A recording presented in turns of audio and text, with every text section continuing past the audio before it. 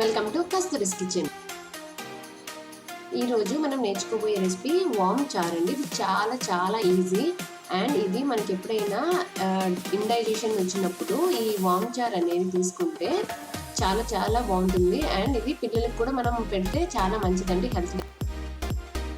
So మనకి ఎప్పుడైనా మన స్టమక్ అనేది అన్ఈజీగా ఉన్నప్పుడు కానీ లేకపోతే హెల్త్ ఇష్యూస్ ఏమైనా ఉన్నప్పుడు డాక్టర్స్ లైట్ ఫుడ్ తీసుకోమంటారు కదా.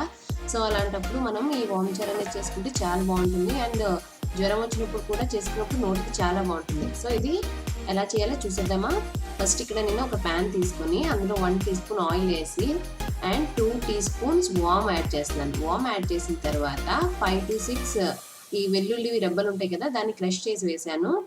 అండ్ అందులో 2 ఎండుమిర్చి కూడా వేసి కొంచెం కరివేపాకు వేసిన తర్వాత దీన్ని బాగా మనం వేగనివ్వాలి. ఇదంతా మనం లో ఫ్లేమ్లోనే చేయాలి. సో ఇప్పుడు ఇది బాగా వేగిపోయింది కదా. ఇప్పుడు ఇందులో నేను ఒక నిమ్మకాయ సైజు ఉంటుంది కదా చింతపండు, అంత చింతపండు ఇందులో యాడ్ చేస్తున్నాను. యాడ్ చేసిన తర్వాత 1/2 టీ స్పూన్ పసుపు అండ్ 2 గ్లాసెస్ వాటర్ యాడ్ చేస్తున్నాను. సో ఇక్కడ నేను తీసుకున్న చింతపండు 2 గ్లాసెస్కి కరెక్ట్గా సరిపోతుంది. ఒకవేళ మీకు ఎక్స్ట్రా కావాలంటే కొంచెం చింతపండు పులుపు యాడ్ చేసుకొని చూసుకోండి.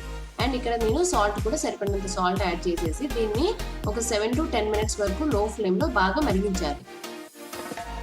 సో ఇది మరిగిపోయిన తర్వాత నేను సన్నగా తరిగి పెట్టుకున్న కొత్తిమీర యాడ్ చేసేసి నేను స్టవ్ ఆఫ్ చేసేసుకుంటున్నాను. అంతే, చాలా ఈజీ కదండి ఈ వామ్ చారు అనేది.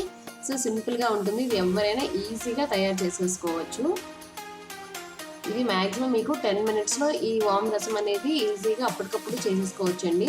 అండ్ హెల్త్ కూడా చాలా మంచిది. ఈ వాము కూడా మనకి డైజెషన్లోని చాలా ఉపయోగపడుతుంది. సో మీరందరూ కూడా తప్పకుండా ఈ రెసిపీని ట్రై చేసి నాకు కమెంట్ బాక్స్లో చెప్పండి అది ఎలా వచ్చిందో.